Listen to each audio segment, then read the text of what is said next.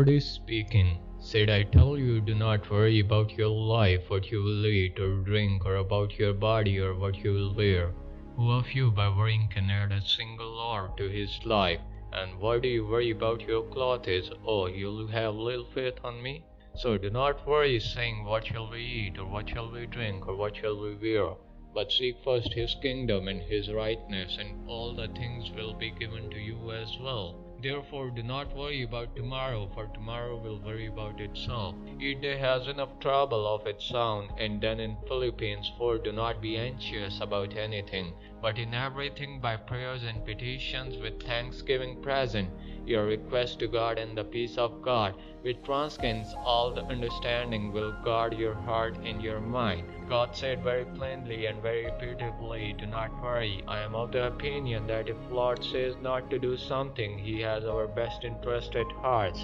He is not being meddlesome. He is not trying to limit us. He is concerned about our well-being, and we have missed something has weirded us. We have troubled something in our lives, in our thoughts, or in our emotions. We have tolerated some things, allowed it to flourish, that in reality is destructive, that God has said don't do that. That we are so twisted and tied up and melting down in our own worries and problem, and we forget that we have a Heavenly Father right there and saying, do you want my help? And we just got to say, I want your help, and trust that He can do that He needs to do. Let Him do the work that needs to be done. Look, if you are counting on yourself to solve all of your problems, then of course you are worried and stressed out. It doesn't matter how strong or wise or capable you are.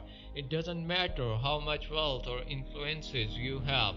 You are not designed to be able to take on everything and handle everything. You will have more problems come at you than what you are capable of handling. When you are carried the responsibility of everything, then you have to do everything, and you have to find the solutions. You have to choose the right directions, and you have to power through problems, and you have to plan for the future, make adjustments, and you have to do it all of it at the speed of life. Yeah, you are stressed, you are worried, of course, but God does not want you to do it on your own. He wants you to recognize that He is there to lead you, to walk you through, to guide you through every step of your way. And here is the deal. He does not want you to just give your every resources that you need to get through your problems. He wants to be what you need in every situation. It's amazing the problem that are solved at the moment that you decide to trust God in everything. Because when you trust God, you don't have to try to figure anything out anymore. As you lean on Him, then you have to take pressure off of yourself, because you don't have to try to figure stuff out. You don't have to try to change things that you have already tried a million times to change. And the more you try to change, the more you frustrated it makes you, because you can just finally say, well, God, I am trusting you with this, and if you can't change it, then I guess they don't need to be changed.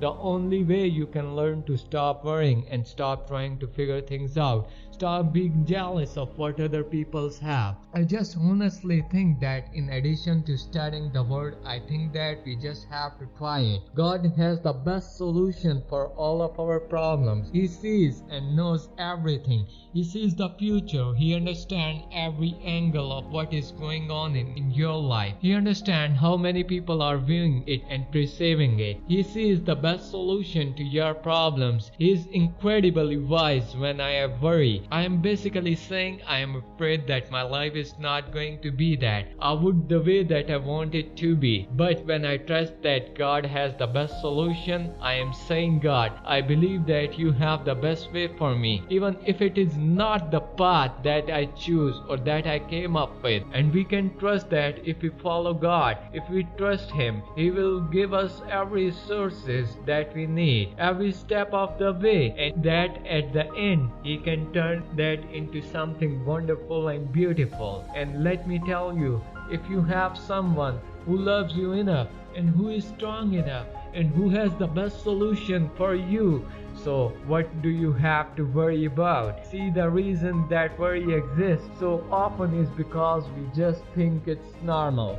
It's not normal, it's common, but it's not normal. It does not have to be in our life, and it's robbing us of God. It's robbing us of our family. It distracts me from God and people. It robs me of my joy, and it exists because I allow it to exist. Listen to what I am saying. Worry exists and anxiety exists because we allow it. We are in complete control of our lives. God would never command us to do something that we don't have the ability to do. Worry is a choice and trust is a choice. You can't do both at the same time. You can choose to put your trust in God, put the full weight of your problems and your life and your future into His hand, and let Him carry it. Worry and anxiety means the devil has implanted something in your life that's just sitting there intimidating you. I want to take all of your problems, my child, all of your worries, all of your failures, all of your sins, all of your brokenness. Give it to me because I can handle it.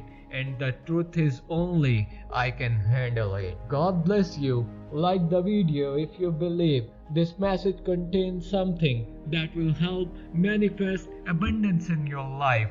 Please don't ignore it.